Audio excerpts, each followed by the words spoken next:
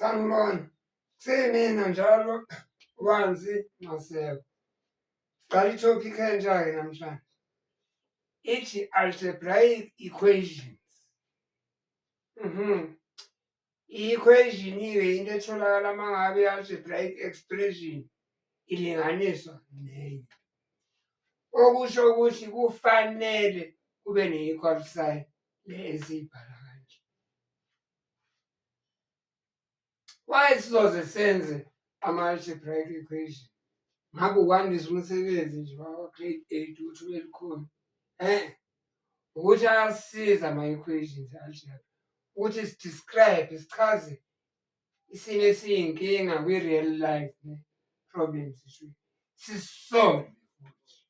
Siyazi-describe-a, sisisolve. Siyakwazi ukusolva sasbuka by inspection. Lokhu kusolva by inspection nokubuka sikwenza uma ngabe i-easy leyo problem. Ngoba phela ama-equation afana ne-seesaw ebhalansini. I-seesaw uginqe igoqo. Ginqi gonqa uma ngabe wawudlala lapha epaki.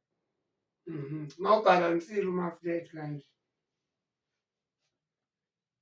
So-ke isayidi elingapha kufanele lingane nelingapha. Asibuke-ke inamba ethile uma ngihlanganisa no-5 kuphuma u-9. Ubani leyo namba? Awuthi isiboneke uma ngifaka unothi la kuphuma u-5 akalingani no-9 akusuke u-nought. Uma ngifaka u-1, 1 plus 5 u-6 akusuke u-9. Uma ngifaka u-2, 2 plus 5 u-7 uma ngifaka u-3, 3 plus 5 u-8 uma ngifaka u-4, 4 plus 5 u-9. Kusho ukuthi u-x-ke kufanele ngifake u-4 la kuno-x khona. Sengisolvile-ke ngokubuka. Ngapha iyiphi inamba ekufanele ngiyi-ede ku-4 ukuze kuphume u-10?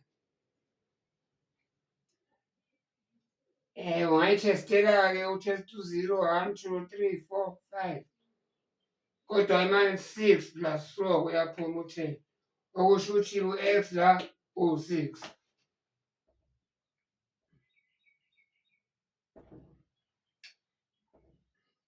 Sisolva kanjalo-ke by inspection.